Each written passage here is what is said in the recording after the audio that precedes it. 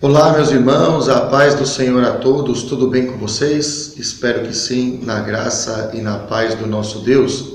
Aqui quem vos fala é o pastor Caio, sou pastor aqui da Igreja Assembleia de Deus Belém, e nós vamos dar continuidade ao tema Avivamento Bíblico, que é o tema que nós temos proposto para os irmãos e temos disponibilizado tanto na página do nosso Facebook da Igreja Assembleia de Deus Belém, assim como também no YouTube. É só você digitar lá Instituto MBEC, Instituto MBEC, MBEC, e você vai ter acesso à nossa playlist. Dá para você assistir inclusive no conforto aí da tua casa, na tua televisão, caso você não queira usar um computador.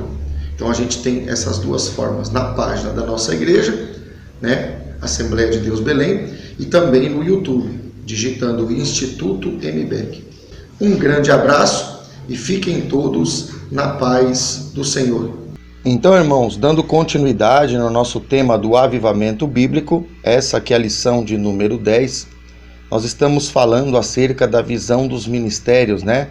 Aquilo que nos capacita para sermos líderes em Deus. Então a gente entendeu da parte da lição anterior que Deus ele estava mostrando para nós a respeito da direção do Espírito Santo, né? A coluna de nuvem que dirigia o povo durante o dia e a coluna de fogo que dirigia o povo durante a noite. Então a gente tem aqui em Números 9:22, só para a gente recordar, diz assim: se a nuvem se detinha sobre o tabernáculo por 2 dias, ou 1 mês, ou por mais tempo, enquanto pairava sobre ele, os filhos de Israel permaneciam acampados e não se punham em marcha, mas erguendo-se ela, partiam. Então a gente entendeu que a nuvem de dia e a coluna de fogo de noite era a maneira de Deus guiar o seu povo. Nós entendemos também que a direção do Espírito é fundamental e também é algo que temos que buscar discernir aonde é que Deus está, né? Isso é aplicado, por exemplo, no ministério onde estamos congregando. Será que Deus está ali? É uma pergunta que nós devemos nos fazer. Se o projeto que estamos querendo fazer, por exemplo, nas nossas vidas no sentido secular, será que Deus tem aquele projeto naquele momento? Será que Deus está naquele negócio? Então são maneiras que a gente pode trabalhar para poder aplicar a direção de Deus para as nossas vidas. Aí eu trouxe aqui no texto de Ezequiel, capítulo de número 28, né, que mostra para nós por que nós temos que buscar a direção de Deus. Por que a direção de Deus é tão importante? Ele diz assim, ó: Filho do homem, dize ao príncipe de Tiro, assim diz o Senhor Deus, visto que se eleva o teu coração. Então Deus está mostrando que o coração da gente, né, o coração do ser humano, ele pode ser algo manipulável, né? Deus está trazendo isso para mim falar para os irmãos. Então nosso coração ele pode nos enganar. Deus estava usando o profeta para repreender Tiro, mas na verdade quem é que estava elevando o coração de Tiro, no caso, era o inimigo de Deus, né, o maligno.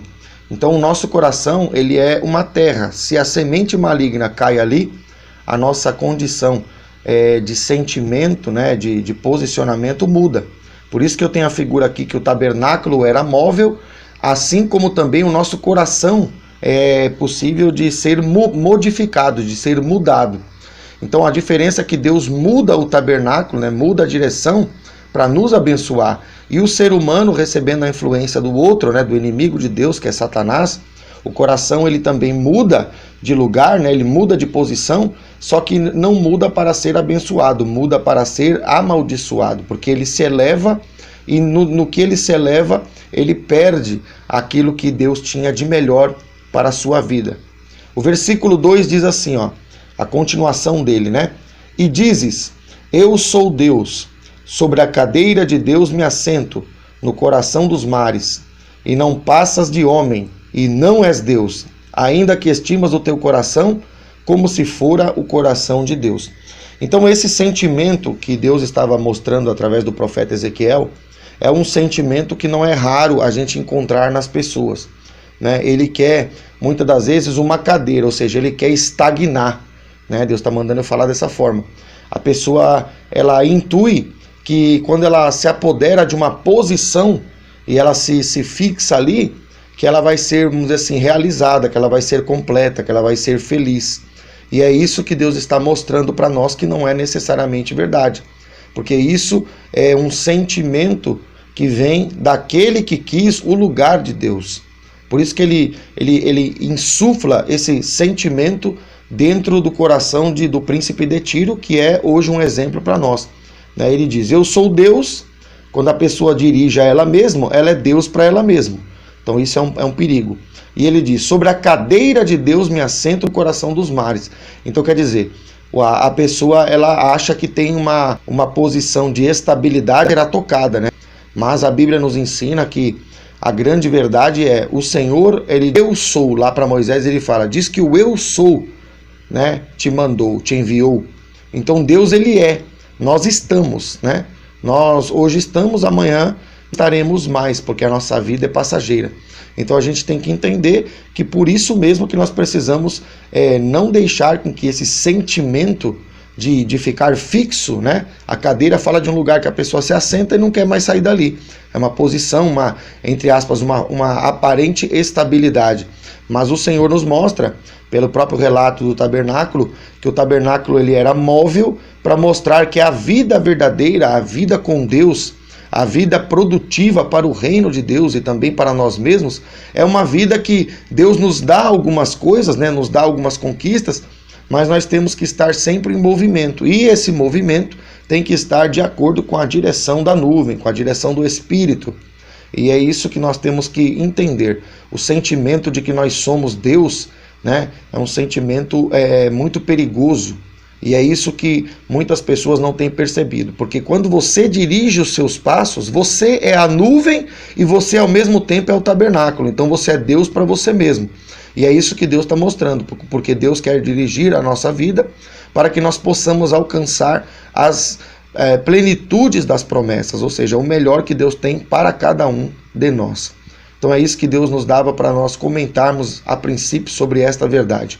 Aí eu coloquei aqui o desenho da planta do nosso tabernáculo, só que agora a gente tem uma seta apontando para fora, ou seja, Deus está mostrando também que o tabernáculo tem que ser dirigido por Deus no primeiro momento, mas o tabernáculo também tem que ser um instrumento de Deus no segundo momento. Então a gente vai falar acerca dessas verdades e vamos mostrar também o que é que Deus tem a nos ensinar ainda neste contexto de tabernáculo. Então, a gente colocava aqui, irmãos, que dentro da região que eu nomeei como número 1, que é o Santíssimo, que agora com o rompimento do véu, ele vamos dizer assim, se ligou ao santo lugar, se tornou um compartimento só. A gente tem a Minorá, que a gente já falou, eu creio que a gente já falou na outra lição. A gente tem a mesa dos pães e a gente tem o altar do incenso. Na Minorá fala da presença do Espírito.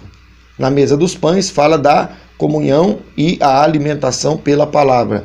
E no altar do incenso, a gente tem a oração e a adoração.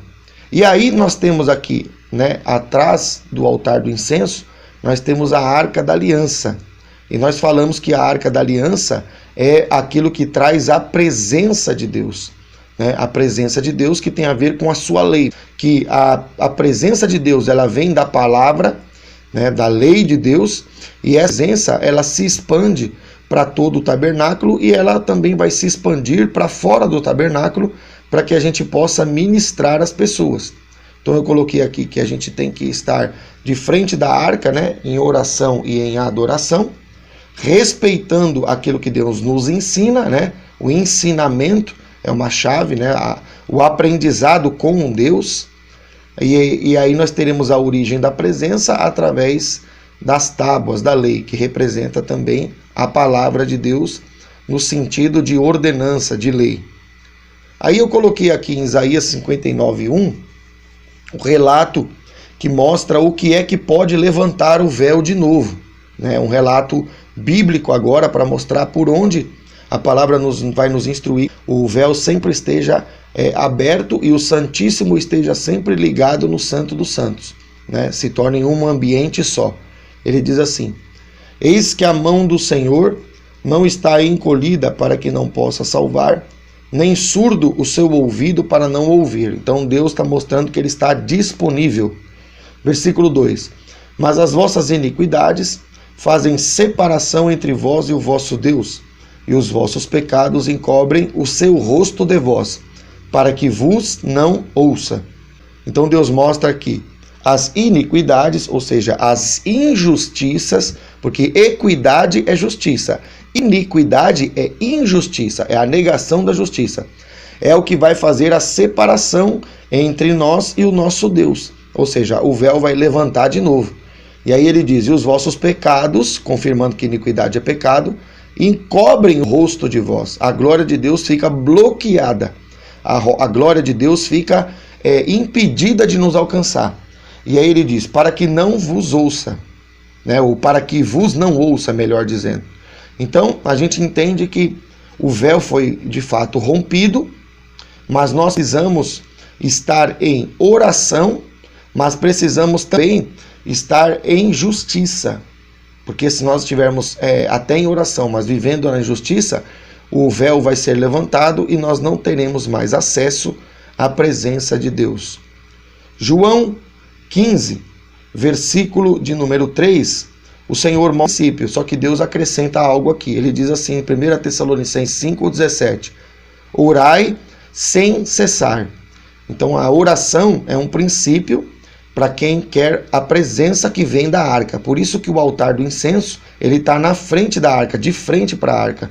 Porque quem está em oração e até em adoração, está contemplando a arca, né? O véu, a princípio, não está mais ali impedindo com que a presença que vem da arca seja manifesta nele que está na posição de oração, né? No altar de incenso.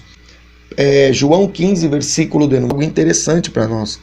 A Escritura mostra Jesus explicando o que é necessário nós fazermos para que a nossa purificação seja completa. Ele diz assim, ó: vós já estáis limpos pela palavra que vos tenho falado.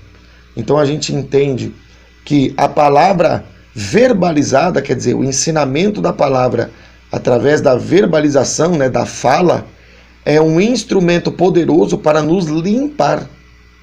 Então a gente entende que a palavra é o segredo, a oração é um segredo. Entendeu a diferença? 1 Tessalonicenses 5,17 está dizendo que é para orar sem cessar. Quando eu oro sem cessar, para poder atender 1 Tessalonicenses 5,17, estou cumprindo a palavra. Só que Deus não quer só, é um princípio bíblico, mas Deus também quer pela palavra que vos tenho falado. Então a palavra falada é um princípio também para a gente limpar. Então, entendendo isso na visão do tabernáculo, eu coloquei aqui, ó, eu circulei o altar do incenso e também circulei aquilo que está de frente do altar do incenso no compartimento 2, que é a pia com a água da purificação. Então, quando eu estou na pia, eu estou limpando o que? As minhas obras, lavando minhas mãos. Em outras palavras, a pia está representando para nós a manifestação da palavra falada. Vós já estáis limpos pela palavra que vos tenho falado. Foi o que Jesus disse em João 15,3. Então, João 15,3 se cumpre na pia de bronze, onde as nossas vidas são limpas pela palavra.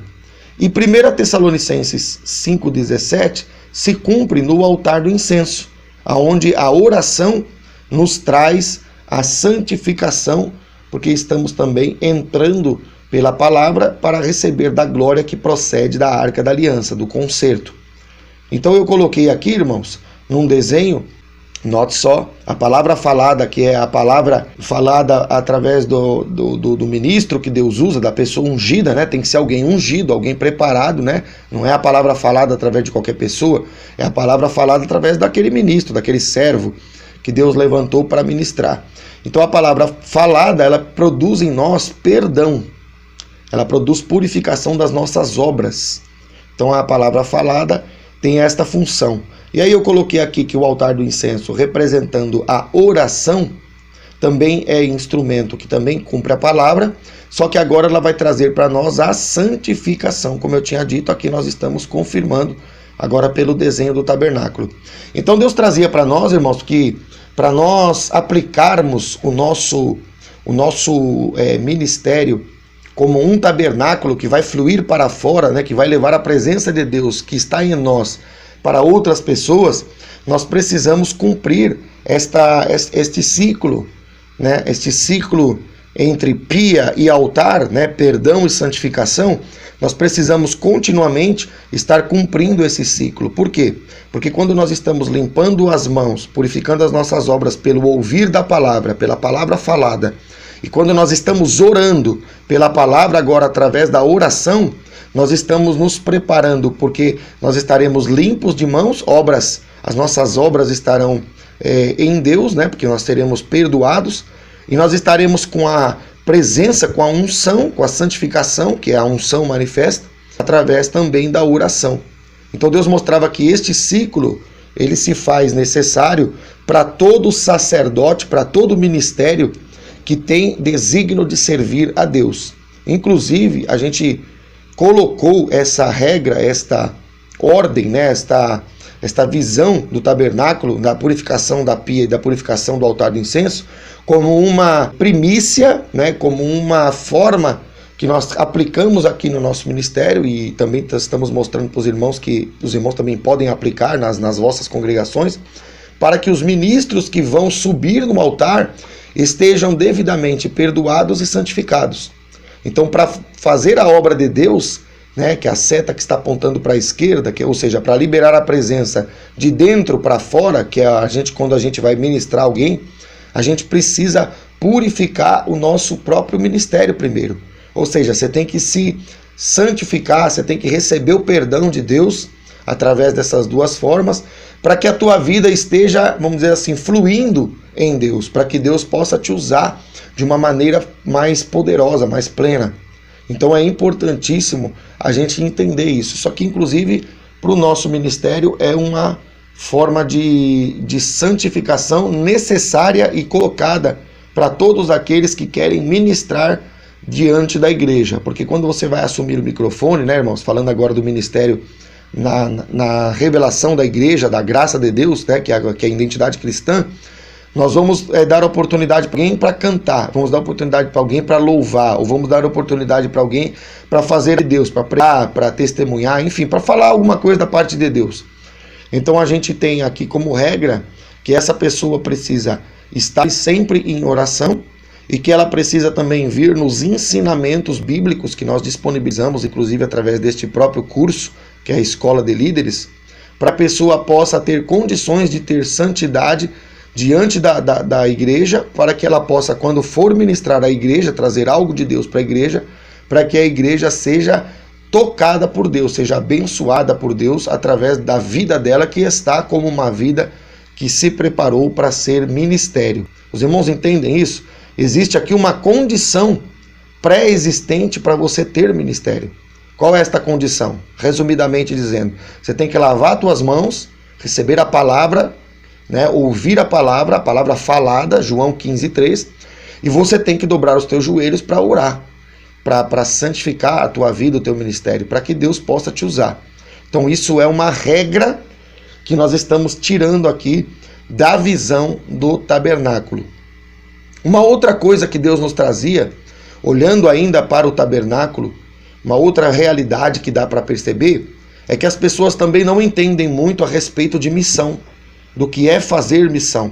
Se você olhar aqui para o desenho do tabernáculo, com a setinha apontando para a esquerda, ou seja, a gente agora vai ministrar para fora da igreja, para fora do tabernáculo, da congregação onde Deus tem os seus fiéis, você vê que no caminho, né, depois que ele passa pelo altar do incenso, depois que ele também já passou pela pia, que é a premissa básica, depois que ele passa por essas duas regiões, ele vai agora, no caminho de volta, ele vai passar pelo altar do holocausto.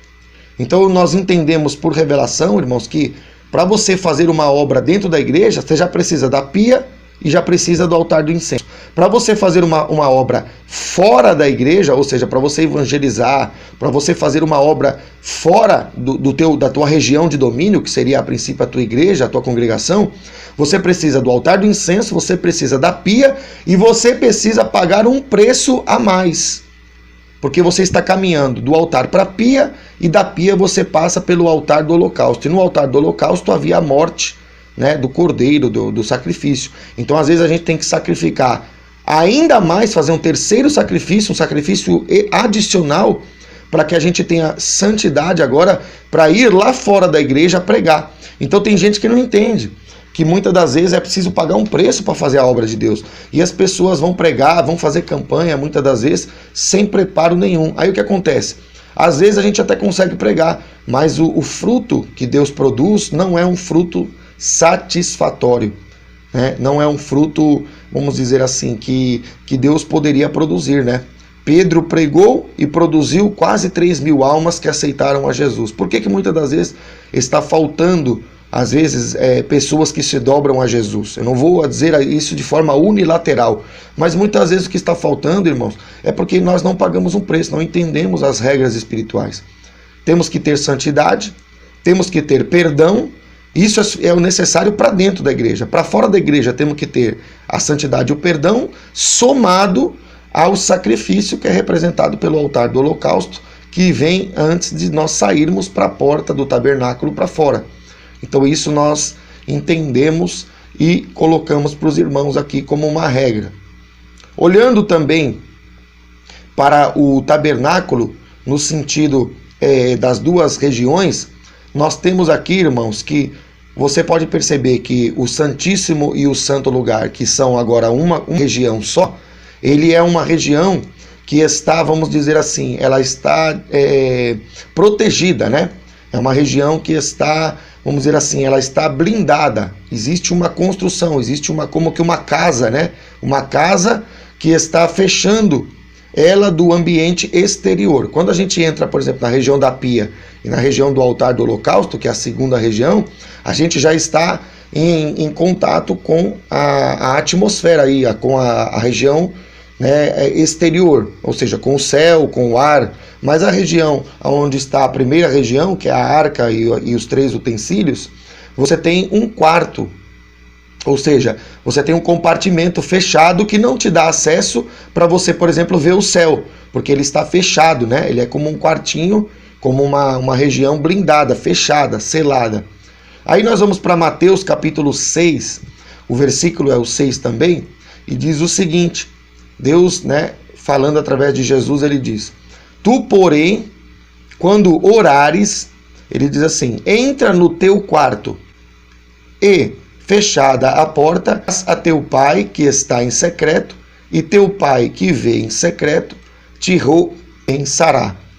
Então a gente vê que Jesus falou para entrar no quarto, e esse quarto é um lugar secreto, e a porta deve estar fechada para que a oração aconteça.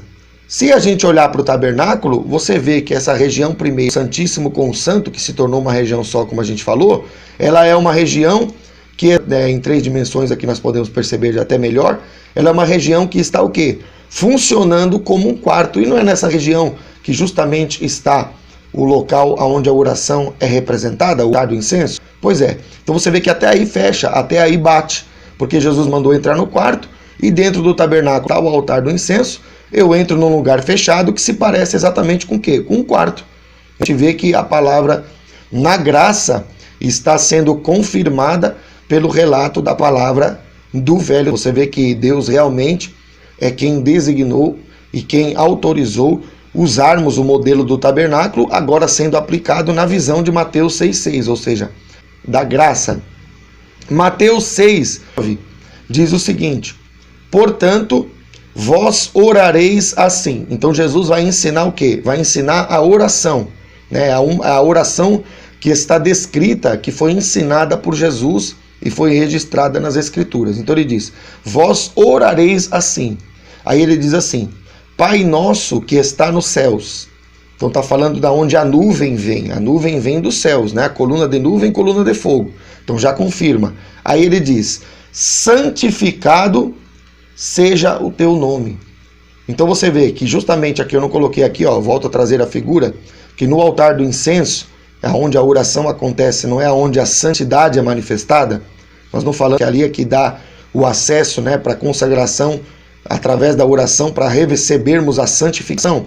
Pois é, exatamente isso é o que Jesus mostra, né? Jesus mostra, no primeiro tópico que Jesus ensina na oração do Pai Nosso, ele diz, na oração você vai dizer, a primeira coisa que você vai dizer é, santificado seja o teu nome. Então quando a gente está orando e está buscando a Deus através da oração, a oração que está registrada nas Escrituras nos mostra que Deus está sendo santificado através da nossa vida. Ou seja, a santificação de Deus estará em nós e nós então santificaremos o povo. Nós santificaremos as pessoas que Deus nos levará para ministrar. Então assim Deus é santificado, assim Deus é glorificado também.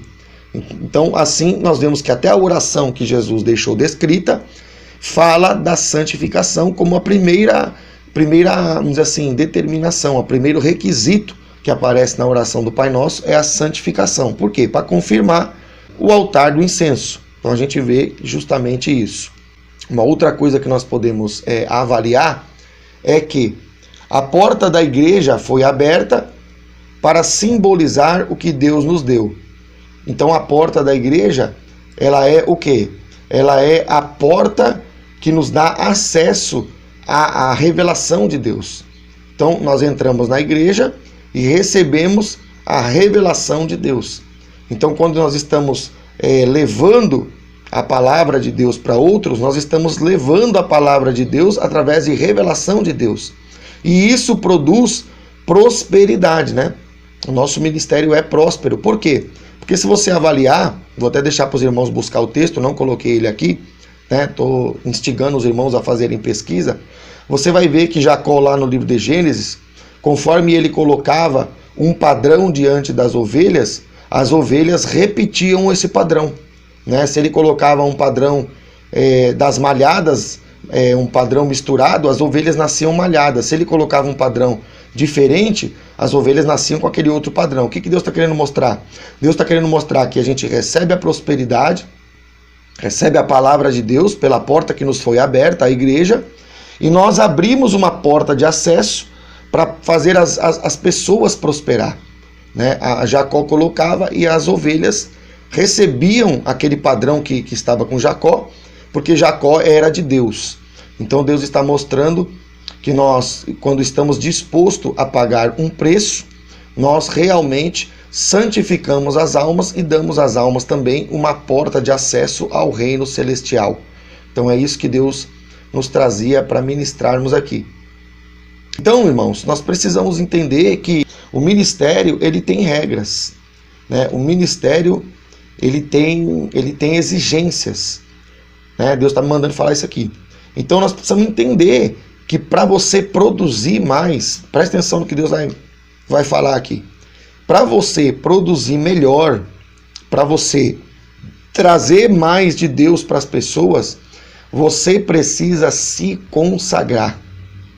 Você precisa se consagrar. Em outras palavras, quanto mais sagrado você for, vou trazer aqui para você, quanto mais sagrado você for, quanto mais perdão e mais santificação você tiver, mais você será usado e mais você dará acesso ao reino de Deus para as pessoas que ainda não conhecem a Deus. A gente tem que entender que existem leis espirituais. E como o altar do incenso também é acompanhado da pia, então você não pode fazer uma coisa ou a outra coisa. Você tem que fazer as duas coisas. Porque as duas coisas remetem-nos a Jesus, que é o segundo, e ele, nós vimos nas outras lições, é por onde toda a revelação acontece. Por isso que a gente tem dois utensílios, né, para podermos celebrar a consagração. A pia e o altar do incenso, né? O perdão pela palavra falada, estou mastigando para os irmãos, e a oração, que representa o altar do incenso e a santificação do nosso ministério. Então a gente precisa entender isso, né? A gente precisa entender esta verdade. E aí, para completar para fazermos obras evangelísticas fora da igreja, tem mais uma consagração adicional, o altar do holocausto. Ou seja, Deus exigirá um sacrifício para que a gente esteja em condições de revelar a vontade dele dentro do projeto que ele tem para nós, fora das quatro paredes, né? Lá no mundão, lá onde nós vamos buscar as almas perdidas. Então é necessário que paguemos um preço em santificação, em consagração, para que isso seja verdade. Olhando novamente aqui para o desenho do tabernáculo, nós podemos entender, irmãos, que a menorá, ou o candelabro com as 7 hastes, se você olhar ele do ponto de vista de alguém que está saindo do tabernáculo, né? Se você olhar para ele do ponto de vista de alguém que está saindo do tabernáculo, a menorá, que representa também o Espírito Santo, ele se coloca na tua direita. Por quê? Porque o Espírito Santo é quem executa a justiça de Deus. Ele vai te iluminar, tu vai receber a palavra, que é a mesa dos pães, e ela vai ser manifesta de Deus, na destra de Deus, ou seja, pelo fluir do Espírito Santo. Agora, se você olhar o mesmo desenho do tabernáculo, para você que entra dentro do tabernáculo para se consagrar, aí a menorá, ela vai se posicionar no seu lado esquerdo. Pensa numa alma que vai vir para a igreja. Então ela vai fazer o caminho de entrada para dentro do tabernáculo. Né? Eu estava falando do ministro que sai do tabernáculo, que vai fazer uma campanha, por exemplo, de salvação de almas lá fora. Agora eu estou falando de alguém que foi alcançado lá fora, que agora vai vir para dentro da igreja. Então essa pessoa está entrando para dentro do tabernáculo e a menorá, ou o candelabro, está posicionado na posição que agora está condizente com a esquerda dessa pessoa. Então o que Deus quer mostrar? Quando ela entra dentro do tabernáculo, a primeira coisa que ela dá de cara com o altar do holocausto. Por quê?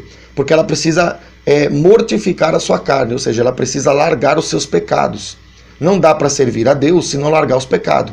Então a primeira coisa que ela vai ter que se sujeitar, né, para servir a Deus, se ela quiser servir a Deus, ela vai ter que entrar na igreja, ela vai ter que passar pelo altar do holocausto, ou seja, alguma coisa de carne vai ter que morrer para que o Espírito seja transmitido para ela.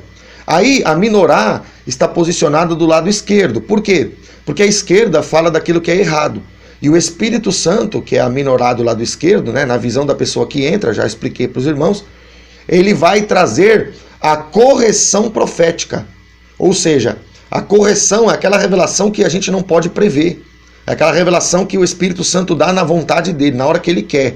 Conforme o Pai designa a mensagem, o Espírito libera e o Espírito traz aquela palavra profética, aquela palavra que a gente não sabe quando Deus vai falar. Por isso que a menorá está do lado esquerdo, porque fala da correção daquilo que é errado em nós. E do lado direito da pessoa que está entrando na igreja, do lado dela, tem a mesa dos pães. Por quê? Porque aí ela vai se alimentar da palavra, que é os pães, e ela vai entrar então na condição da direita. Ela vai sair da esquerda pela correção profética para que ela venha se posicionar na direita, ou seja, na destra. Né? Destra na Bíblia fala de justiça, como eu já expliquei. Então a pessoa que entra na igreja, no tabernáculo, ela paga o preço do holocausto, recebe a correção profética, que é representada pela menorá, e se alimenta depois da correção profética. Se ela dá lugar para o Espírito, ela recebe os pães, ou seja, ela recebe o alimento da palavra para poder se saciar. Então a gente vê que tem toda uma determinação de Deus para que a pessoa possa se santificar quando vem para dentro da igreja. Ou seja, quando a pessoa está lá fora, irmãos, ela está vivendo da maneira dela. Quando ela entra para dentro da casa de Deus, ela tem que começar a morrer, nem que seja em algum aspecto. Por isso tem o altar do holocausto. E aí ela começa a morrer, e quando ela começa a morrer, ela começa corrigida, né, naquilo que Deus entende que ela precisa de correção, e começa então a se alimentar. Então a correção, lado esquerdo, a menorá, e o alimento, lado direito, mesa dos pães. E finalmente, irmãos, ela começa a se purificar, então ela vai desejar entrar na pia, vai começar a ouvir mais da palavra, e aí Deus vai dar mais perdão para ela, né? Vai dar mais condição de purificação. E aí ela vai aprender a lei do altar do incenso, ela vai começar a se tornar um crente fiel, vai começar a orar, e aí ela vai começar também a se posicionar na frente da arca, que é da onde a presença surge, e a adorar a Deus. E a adoração se completará, porque ela vai estar diante da arca, diante da lei de Deus, da palavra de Deus, diante da lei eterna, né? Diante da determinação da palavra como lei, né? Então ela vai entrar no sentido de estar adorando a Deus agora numa profundidade maior. É isso que Deus então nos traz neste exemplo do tabernáculo. Filipenses capítulo 2, o versículo é o número 10 e 11. Nós vamos ver que a adoração que hoje Deus nos oferece como algo espontâneo, você vai ver que ela vai ser algo que vai acontecer como algo obrigatório, ainda que seja para condenar ou para salvar. Filipenses capítulo 2 diz assim: para que ao nome de Jesus se dobre todo o joelho, nos céus, na terra e debaixo da terra. Versículo 11. E toda língua confesse que Jesus Cristo é Senhor, para a glória de Deus Pai. Então a gente entende que aquilo que muitas pessoas não querem fazer espontaneamente, que é a oportunidade de salvação que o Senhor está nos dando, né? A oportunidade de santificação e também de adoração que Deus tem nos revelado, ela vai ser obrigatória no dia em que Jesus for glorificado pelo Pai, para que ele execute todo o juízo de Deus sobre todos aqueles que um dia vieram a este mundo e também sobre até as potestades malignas, né? Porque o Senhor diz que o joelho vai se dobrar nos céus, ou seja, todos os anjos, na terra, todos os homens e mulheres que existiram, e debaixo da terra, ou seja, os demônios e o próprio Satanás. Então a gente vê que todo mundo um dia vai se curvar diante de Deus numa posição de adoração. Porém, essa observação que vai ser colocada como obrigatória, hoje ela é gratuita. Hoje você tem condição de entrar na pia, hoje você tem condição de passar pelo altar do holocausto, hoje você tem condição de entrar no altar do incenso para orar, hoje você tem condição de ser advertido pelo Espírito Santo no lado esquerdo, ou seja, nas coisas erradas de forma profética, representado pela minorá, e hoje você tem condição de se alimentar da mesa dos pães, até que você se posicione como uma pessoa que adora a Deus, e aí você ora e também adora, né, leva a sua adoração a Deus na profundidade, porque a arca está mais profundo, está mais no interior do tabernáculo, né, na parte mais interna do tabernáculo. Então você pode ir aprofundar a sua adoração, a sua busca, para que você possa se dobrar diante de Deus de forma gratuita, de forma espontânea, voluntária, né? Então é isso que Deus nos traz aqui para ministrar. Então, irmãos, só para nós confirmarmos, né, a realidade do altar do incenso como oração que santifica, o Senhor mostrava para nós aqui, para nós referenciarmos para os irmãos, a questão de que a oração realmente, de fato, é também cumprimento da sua palavra, né? Porque aqui em João, capítulo de número 17, né, e versículo também 17, diz o seguinte: santificai-os na verdade, a tua palavra é a verdade. Então, se a palavra é a verdade e o Senhor Jesus diz para santificar na verdade, ou seja, santificar na palavra, e você entendeu que santificação tem a ver com o altar do incenso, então significa que a oração, na verdade, é a própria palavra sendo executada. Então a gente pode entender que a palavra, de fato, está sendo cumprida também através da oração. Porque tem gente que pensa que palavra é somente quando alguém prega, né? Na verdade, palavra é muito mais amplo do que isso. Todos os princípios que Deus revela através das Escrituras, que nós estamos vivendo eles são, na verdade, a manifestação da palavra. Por isso que Jesus fala aqui no versículo 3 a respeito da manifestação da palavra através da palavra falada, né? Que é o que nos limpa, que seria a condição da pia. Mas ele diz, santifica-os, ou seja, está falando da santificação. Na verdade, a tua palavra é a verdade, então quer dizer que altar do incenso, ou seja, quer dizer que a oração é, na verdade, também mais uma forma de cumprirmos a palavra, porque ele está dizendo para santificar na palavra, santificar na verdade, que é, na verdade, a palavra como manifestação através da oração. Então é isso que nós queríamos também meditarmos neste texto, para entender que tem muita gente que pensa que está na palavra, mas não ora. E aí está faltando viver a palavra, não só falar da palavra. É importante ouvir a palavra falada, mas é importante também a palavra orada, né? Estou colocando assim para os irmãos entender de uma forma completa. E Hebreus capítulo de número 12, o versículo é o número 14, ele diz o seguinte: segui a paz com todos e a santificação, sem a qual ninguém verá o Senhor.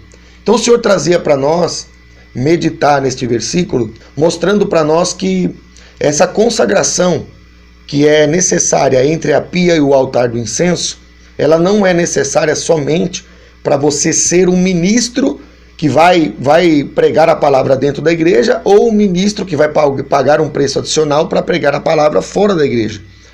Ela será necessária para nós vermos o Senhor.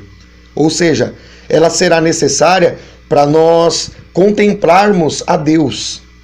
Por que ele diz? Seguir a paz. Como é que eu sigo a paz? Olhando para o tabernáculo aqui, você percebe onde está a paz. Como que eu tenho paz com Deus, pastor? Quando eu recebo a palavra falada, que representa a água na pia de bronze, bronze é juízo na Bíblia, e o meu pecado é julgado, e eu estou em paz com Deus, porque a minha dívida foi atendida, o meu pecado foi esquecido. Aí você vai dizer, não pastor, mas eu aceitei Jesus, Jesus já me perdoou. Sim, na hora que você aceita Jesus, Jesus te perdoa. Mas depois que você aceita Jesus, você não continua pecando? A gente não continua falhando? Então nós precisamos o quê? Ouvir a palavra para nossas mãos serem purificadas. Então é isso que está falando Hebreus. Seguir a paz. Por que a palavra fala seguir? Seguir fala de caminhar. Presta atenção nisso que Deus está me dando aqui para ministrar a vocês. Então, quando eu entro no tabernáculo, eu passo no altar do holocausto. Morte da carne, né? Morte de alguma coisa que está atrapalhando Deus de agir. Aí, em seguida, eu vou para a pia. Ou seja, em seguida, eu vou receber a palavra falada para me limpar. E aí, a Bíblia diz que eu estou seguindo a paz. Por quê? Porque eu estou caminhando em direção à pia. Tá entendendo? Eu estou caminhando em direção à lavagem da água pura da palavra ministrada através da forma falada. Aí ele diz assim, ó, seguir a paz com todos. Então, se é com todos, Deus está dizendo, inclui nessa lista a paz com Deus. Entende a revelação? Ele diz, seguir a paz com todos. Quer dizer, eu tenho que ter paz com as pessoas dentro do possível, né? Porque Paulo também diz que no que depender de vós, tende paz com todos. Então tem gente que às vezes tem guerra conosco, não porque a gente não quer ter paz com ele. Vou deixar para vocês pesquisar esse versículo aí também. Mas às vezes a gente não tem paz com a pessoa, porque a pessoa não quer o evangelho, então ela se torna nosso inimigo gratuitamente. Aí não é a nossa questão aqui. Né? Nós estamos falando daquela pessoa que não gosta de nós porque nós somos de Deus. Então não é este o caso. Mas Deus está dizendo assim, ó, Deus está dizendo, seguir a paz com todos, ou seja, eu tenho que seguir, eu tenho que buscar essa paz. E essa paz inclui, no meio desse todos, inclui Deus. Então eu preciso ter paz primeiramente com Deus, para depois ter paz com os nossos irmãos, com aqueles que amam a Deus. E aí ele completa, e a santificação. Então confirma também, né, no Novo Testamento, né, estou frisando para os irmãos entender, o altar do incenso, onde a santidade, através da oração, é conquistada. E aí eu consigo receber santificação. Para quê, pastor? Não só para ter condição de ter ministério, né? Deus está me levando a mastigar isso aqui para os irmãos. Mas é condição para ver o Senhor. Porque ele diz assim, ó, sem a qual, né, Hebreus 12, 14, ninguém, preste atenção nisso aqui, ninguém verá o Senhor. Então Deus falava comigo assim, existe um nível de santidade que Deus tem para nós. Isso é verdade? Isso é verdade. Só que o nível de santidade que Deus tem para nós é um nível completo. Então nós devemos buscar a santificação e o perdão na completude, ou seja, tudo aquilo que Deus tem para nos dar. Porém, se por um acaso a gente não conseguir em algum momento, buscar a santificação na plenitude, porque nós somos falhos, o Senhor está dizendo que nós precisamos ter um nível mínimo de paz, ou seja, de perdão, e um nível mínimo de santificação. Ou seja, Deus está dizendo assim, ó, existe uma média, existe uma condição mínima que nós precisamos viver, não é nem para pregar mais agora, é para a nossa própria vida. Porque senão a gente não vai ver o Senhor. Os irmãos já pararam para meditar que o Espírito que o Senhor Jesus nos enviou, ele se chama Espírito Santo. E se ele é santo e o céu é santo, aonde o Pai e Jesus está, como é que eu vou para lá se eu não tenho o mínimo de santidade? Como é que eu vou habitar naquele céu santo, com o Espírito Santo, com Jesus que é santo e com o Pai que é santo, se eu não tenho santidade? Então, a gente tem que entender que seguir a paz e a santificação, que é essa dupla dos dois utensílios que Deus mostrou para nós como modelo de santificação para o ministério, é condição, inclusive, para nós sermos arrebatados com Jesus. Então, é isso que eu queria passar para os irmãos, né? Isso que eu queria acrescentar dentro daquilo que nós falamos na lição de número 9, porque é muito importante nós entendermos santificação e perdão que vem através da ministração da palavra falada é condição para nós nos tornarmos aptos para o ministério, mas também, principalmente, em primeiro lugar, para entrarmos nas moradas celestes. Tem muita gente, vou falar porque Deus está me tocando, que está se enganando. Muitas pessoas estão se enganando, achando que porque ele é isso, porque ele tem cargo na igreja, porque ele tem ministério tal, porque ele faz isso para Deus, que ele não precisa. Vou ler para você o versículo. Segui a paz com todos, incluir Deus, né? Já falei, estou mastigando, e a santificação, aí o Senhor completa, sem a qual ninguém, presta atenção nisso aqui, ninguém verá o Senhor. Então, se você almeja viver com Jesus nos céus de glória, entenda, santificação e perdão é premissa para ir para os céus. Se você buscar isso em plenitude, você não só vai para os céus, mas vai ser um instrumento funcional nas mãos de Deus para levar essa glória que permeia todo o tabernáculo para fora dele, para que você alcance outros e leve eles para o céu. Mas a Bíblia também diz o que vale ganhar o mundo inteiro e perder a sua alma. Então a gente tem que entender que primeiro a gente tem que cuidar da nossa alma, porque tem gente que quer ganhar o mundo inteiro, mas não está cuidando da sua alma. Então vou deixar esse versículo também para vocês pesquisar, né? Assim como eu fiz na lição 9, estou fazendo aqui de novo. Estou dando citações para vocês fazerem um pouco de pesquisa em cima do que nós estamos mencionando aqui. Tá bom, irmãos? Então era isso que Deus nos trazia para ministrar os irmãos. Eu creio que deu para compreender bem, né? Que nós precisamos de santificação, nós precisamos de perdão, nós precisamos de pagar até um preço para fazer algo a mais para Deus. E sem santidade e sem a paz que vem pelo perdão, não veremos ao Senhor. Então temos que cuidar da nossa alma, e cuidando bem da nossa alma, do nosso ministério e também da nossa própria vida, nós estaremos aptos para que Deus nos use como uma ferramenta para levar outros para o céu. Porque o versículo deixou claro, e você vai pesquisar aí, que o que vale ganhar o mundo inteiro se você perder a sua alma. Tá bom? Então era isso que Deus me trazia para ministrar aos irmãos, e eu creio que o Espírito Santo vai trabalhando, vai edificando o nosso entendimento, e nós vamos conseguindo absorver mais de Deus. Eu quero então me despedir por aqui. Um grande abraço a todos e fiquem todos na paz do Senhor Jesus.